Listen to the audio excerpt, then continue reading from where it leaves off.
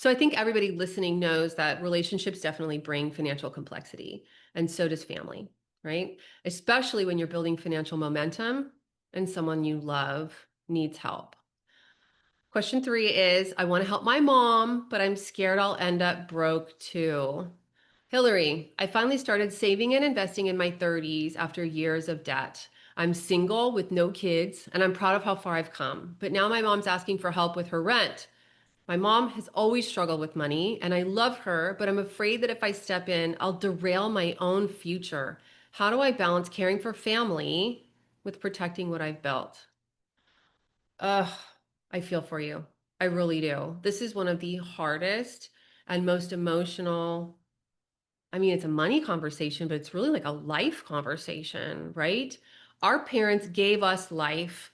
It's hard to make it in this world. You have to thread the eye of that needle over and over and over again. You have to do so many things right to get ahead in life.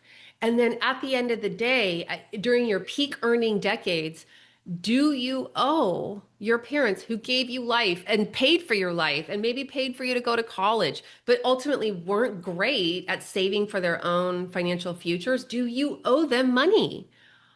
You know, gift giving guilt is different than giving from a place of generosity or sufficiency or, it's just it's terrible. And there are trade-offs either way because look, most people are fundamentally selfish, right? And that's not bad.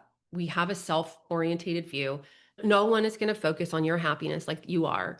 Your mom, if she needs money, obviously she's shared that with you. And now that she's shared that with you, she probably has an expectation that you give. And if you don't, there's probably going to be upset. Maybe it's going to impact your relationship negatively. Maybe your family's going to get involved and you're going to be seen as greedy or selfish, right? I mean, it just amazes me the way people are willing to pass judgment on other people's lives.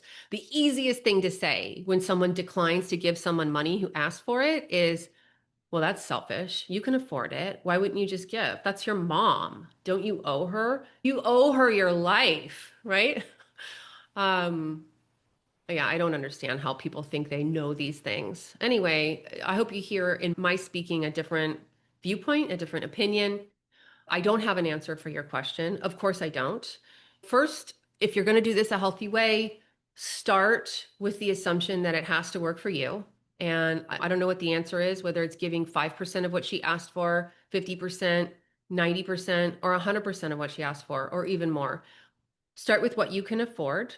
Of course, just like on the airplane, you have to affix your oxygen mask before you do the mask of any of the children around you. If you're not financially fueled, if you cost yourself or tank your own financial plans in order to pay her rent or give her what she's asked for, then you ultimately putting yourself in a position where you're going to have to do the same thing with other people, your kids, your friends, your spouse, your husband's parents, whatever that may be. You can consider boundaries that honor both you and your mom. You can set a dollar amount, so anywhere from what she asked for to less. You can set a defined timeline. Mom, I'll give you $1,000 a month for a year. Or you can offer resources other than direct cash. Mom, I don't know. How about you come live with me for a year to decrease your expenses? My friend has an executive admin job. It's twice your current salary. How about you go work there? That seems unlikely. I'm just making this up. But anyway, there's resources other than direct cash that you could consider. And then, as I've said before, your financial plan can reflect your care for others. If I were to answer this question in my wealth management practice, I would say, let's plan on you giving the interest, not the principal.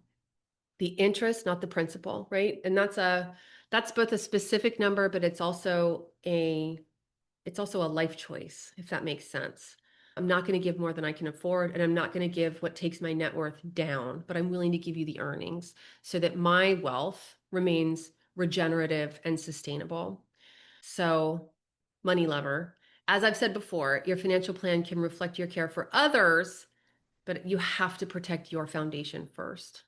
Key lessons from today's episode include you don't have to choose between being generous and being secure.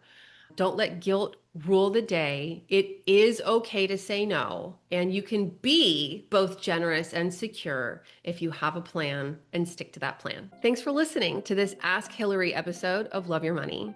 Don't forget, you can send your own Ask Hilary questions to hello@hendershottwealth.com or just go to hendershottwealth.com/Ask Hilary. Until next time, keep loving your money so it can love you back.